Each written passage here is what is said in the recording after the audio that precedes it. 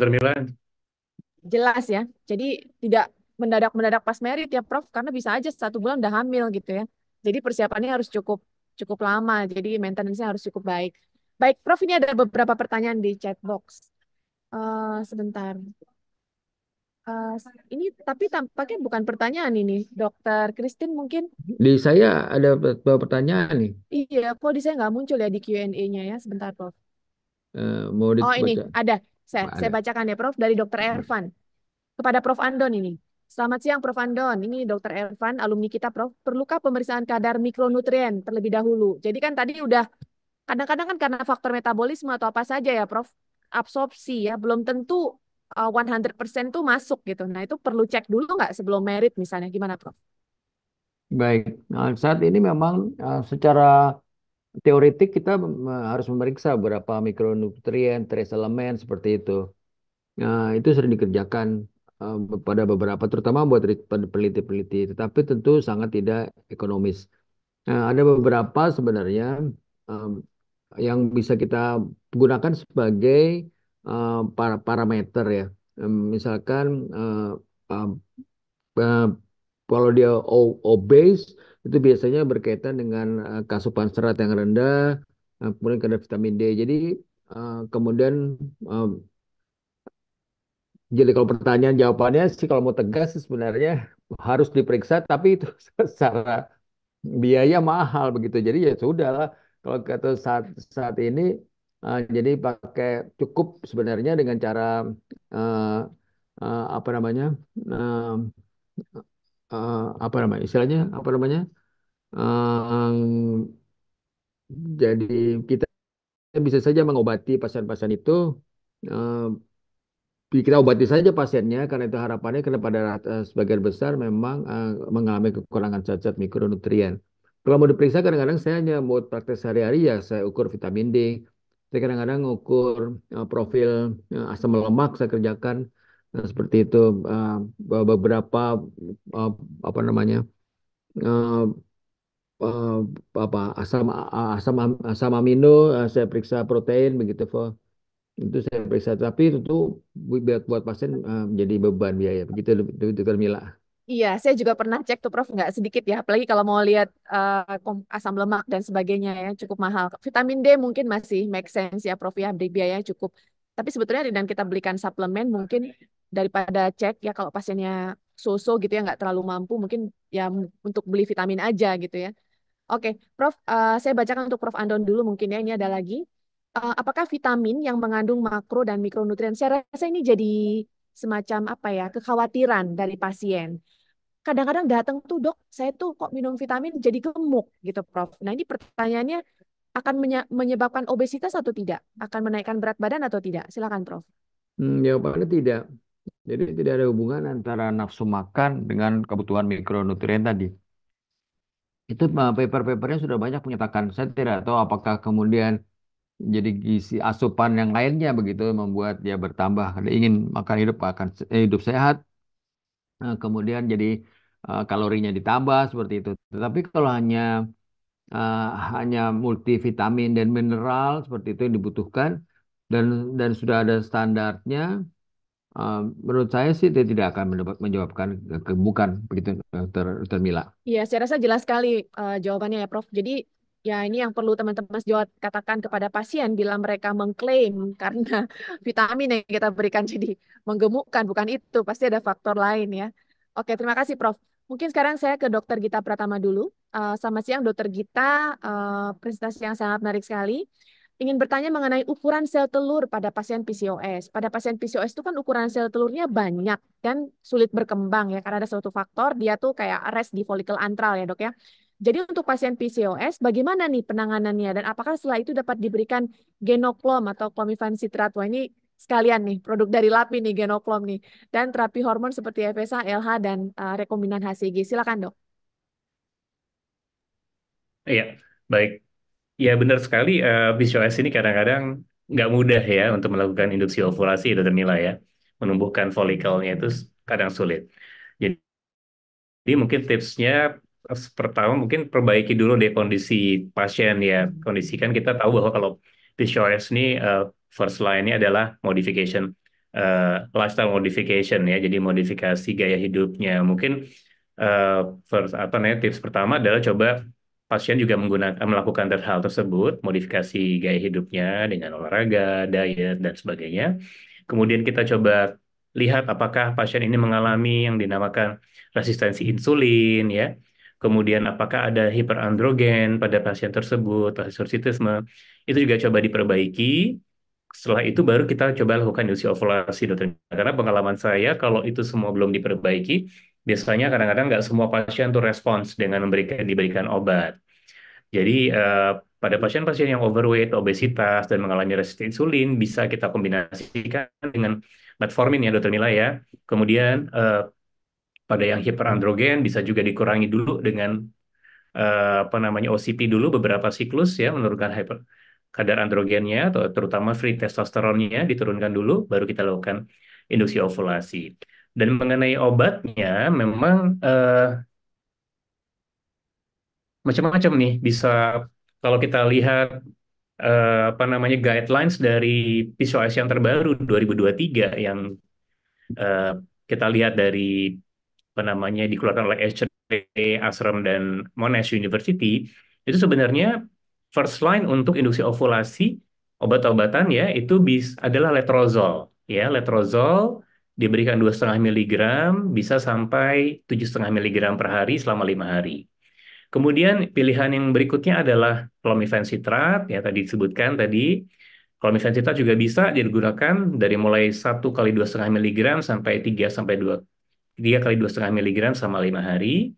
Kemudian bahkan gonadotropin juga bisa diberikan pada first line, tentu saja dengan syarat bahwa kita bisa melakukan monitoring folikel dengan baik. Ya, kalau dosisnya, kalau rekombinan FSH atau urine dosis 75 international unit. Kemudian diberikan selama 1 minggu, kita nilai lagi sampai kemudian timbul folikel dominan. Nah, kemudian tadi ada juga pertanyaan bahwa kombinasi ya, kombinasi. Jadi kalau sudah tumbuh sebenarnya nggak usah dikombinasi lagi menurut saya. Kalau biasanya kalau kita berikan letrozol atau clomifene cukup kita lihat di fase proliferasi akhirnya ya, hari ke-12, 13, atau 14 gitu lihat. Kalau udah folikel dominannya sudah tumbuh ya, mendekati 18, kita tunggu aja.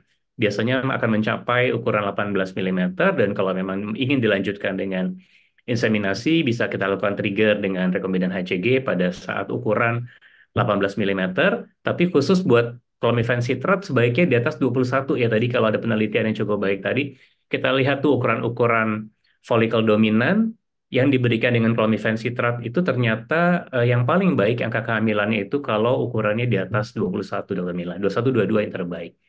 Saya rasa Iya, itu ya. Mungkin Prof. Andon bisa menambahkan, Prof. silakan Prof. Nah, saya setuju sebenarnya apa yang disampaikan dokter Gita tadi, tapi ada beberapa stepwise begitu juga bisa. Jadi kalau dia sulit, karena memang kadang-kadang ada resistensi. Jadi bukan hanya pada clomifene tapi pada letrozol juga mengalami resistensi. Salah satu, jadi syaratnya adalah seperti chronic low dose gitu.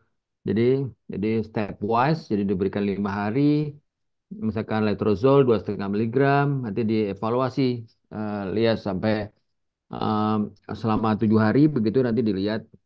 Jadi hari ke-12-nya, jadi pada hari terakhir nanti dilihat. Kalau belum berkembang, nggak usah tunggu, jangan dipancing lagi mahitnya, langsung naikin dosis 5 hari, lihat lagi selama tunggu 7 hari, lihat lagi berkembang atau tidak, naikin lagi, jadi 7,5 miligram per hari 5 hari gitu, sampai 3 kali. Demikian juga sisi 50, 100, 150. Nah itu ternyata cukup baik, untuk jadi secara perlahan dia akan menurunkan AMH-nya. Demikian, Dokter Mila, Dokter Gita. Iya, tapi tetap ya, kuncinya satu sebetulnya, tetap lifestyle modification itu comes first ya. Jadi baru kalau masih obes, resistensi insulin masih ada ya, mungkin apapun yang kita lakukan tidak akan efektif ya, Prof. Apalagi pakai injeksi udah mahal gitu ya, tapi kurang respon ya. Oke, ini ada pertanyaan yang lain lagi, saya coba tanyakan ini ada ke Prof. Andon. Banyak banget nih pertanyaannya, Prof. Kita coba deal sama semua pertanyaan sampai jam 12 sesuai dengan waktu ya, Prof. Pada kasus keguguran berulang dan riwayat blighted ovum, Nah, ini ada nggak mikronutrien yang spesifik, Prof? Silakan, Prof. Andon. Ya, itu kan sangat berkaitan dengan inflamasi dan stres oksidatif. Eh, jadi pertama memang benar apa yang disampaikan Dokter Mila. Jadi beberapa hormon-hormon itu nomor satu. Jadi pada keguguran berulang, blighted ovum itu sangat erat kaitannya dengan inflamasi dan mikronutrien. Atasi obesitas, perbaiki pola makan, asupan serat, kemudian perbaiki tadi beberapa mikronutrien. Terus, jadi selenium, vitamin C, vitamin B kompleks, eh, vitamin D itu adalah beberapa mikronutrien. Tapi tidak bisa asam folat, tidak bisa tunggal karena asam folat juga menjadi donor metil segala macam. Jadi tidak bisa tunggal. Jadi beberapa paper menyatakan bahwa mereka harus dikombinasi. Ya, ya sudahlah secara empirik saja kita obati. Begitu kita tunggu beberapa paper bilang sih antara 3 sampai 6 bulan. eh, Tadi combine tadi dan juga eh, Mediterranean diet. Karena kalau kalau the Western diet ini memang memicu jadi dietary inflammatory index-nya sangat tinggi kan. Nah, itu semua bisa kita manfaatkan untuk meningkatkan peluang terutama untuk recurrent miscarriage selama tidak ada kelainan organik. Demikian Dr. Milan. Ya, setuju Prof. Andon. Jadi kalau kita lihat sebetulnya sebagian besar kasus RPL itu unexplained penyebabnya ya. Cek kromosom bisa menurunkan keterangan unexplained itu 25%, tapi masih ada sekitar 25% lagi masih unexplained. Mungkin mikronutrien di sini bisa sangat berperan ya, Prof ya. Coba diperbaiki ya. Siapa tahu hasilnya bisa lebih baik. Oke, ini untuk Dokter Gita. Ada yang bertanya, Dokter Ganot nih juga alumni kita, Dok. Jika ada pasien amenorrhea sekunder dengan PCOS untuk memulai induksi ovulasi, sebaiknya dikasih nortisteron terlebih dahulu atau bisa langsung pakai clomiphene mungkin maksudnya. Silakan Dokter Gita. Ya, baik, terima kasih. Saya rasa tergantung juga berapa lama nih amonia sekundernya ya. Jadi kalau baru sebentar gitu ya, kalau 1 minggu 2 minggu, mungkin kita lihat aja, kita lakukan USG. Kalau endometriumnya juga tipis, tidak terlalu apa namanya terlihat gambaran-gambaran yang mencurigakan ke arah hiperplasia dan sebagainya, itu boleh saja. Biasanya kita kalau pasien bayi tabung kita langsung aja tuh berikan rekombinan FSA, kita langsung mulai, kita lihat simulasi. Kemudian biasanya nanti endometriumnya kalau terlalu folikelnya akan tumbuh, dia akan terlihat cukup baik ya, ada triple layer dan sebagainya.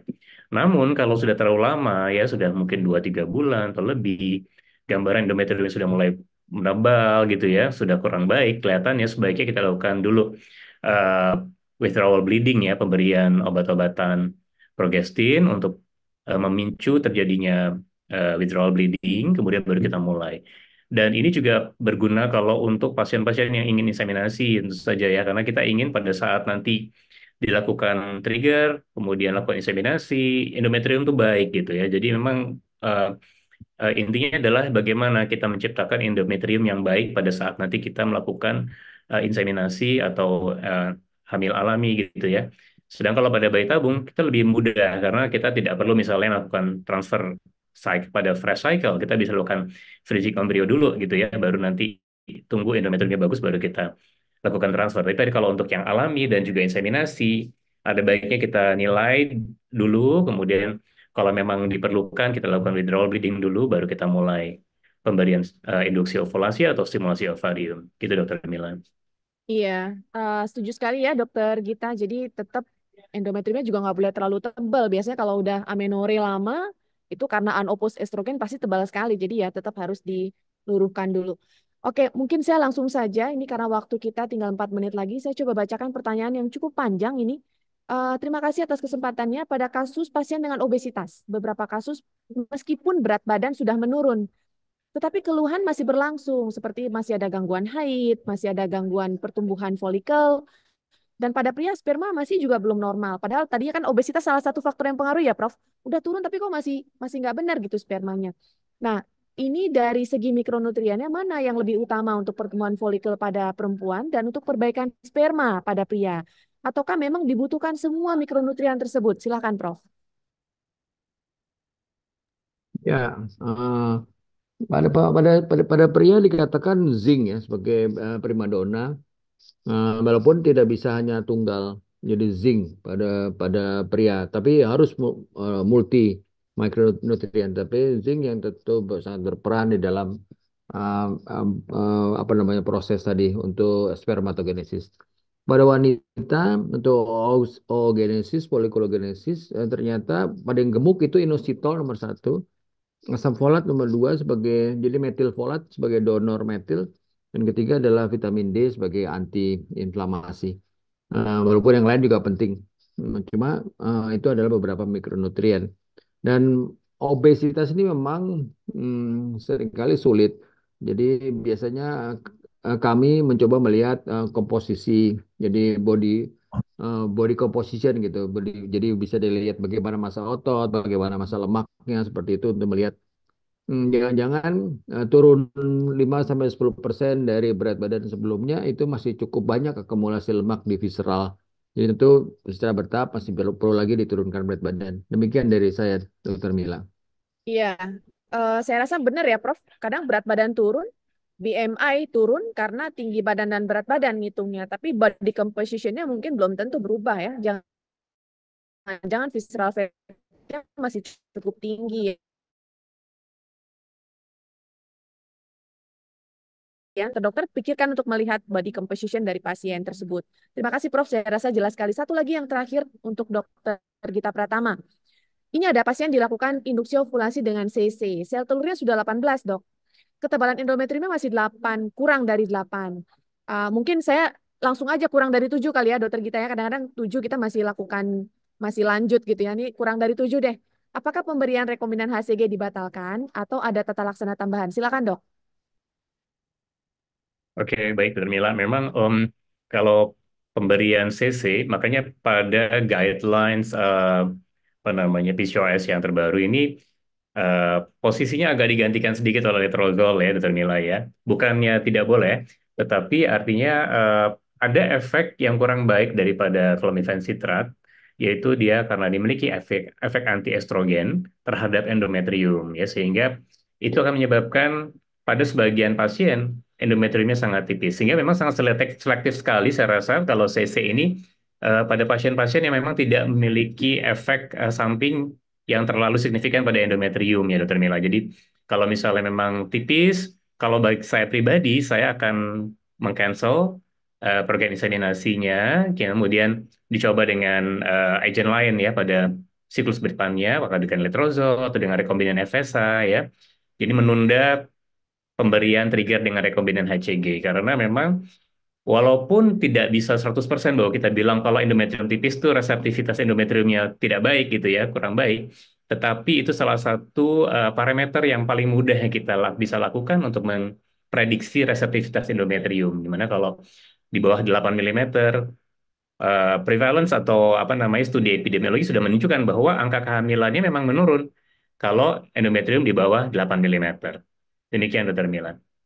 Ya, saya rasa jelas sekali, Dokter Gita ya. Jadi itu juga hal yang sangat penting. Mungkin terkait dengan waktu paruh dari CC yang cukup panjang ya, dan reseptornya juga ada di endometrium sehingga cukup tipis. Walaupun sekarang sebenarnya sudah digeser ya dok ya, pemakaiannya di hari kedua, tapi ternyata tetap pada beberapa kasus masih tipis. Setuju sekali, memang cancel, jangan ditambah dengan obat-obatan seperti estradiol valerat ya untuk menebalkan, itu tidak evidence. Baik, wah, saya senang sekali melihat banyak sekali pertanyaan dari teman-teman kita ya, sangat ramai sekali. Tapi sayangnya waktu kita sudah habis nih. Saya udah lewat 1 menit nih, saya lihat nih. Habis ini saya ngomong udah 2 menit. Saya terima kasih sekali kepada narasumber kita pada siang hari ini, Dr. Gita Pratama dan Prof. Andon. Mungkin sebelum saya tutup, silakan beberapa hal yang ingin disampaikan kepada teman-teman kita pada siang hari ini. Prof. Andon dulu.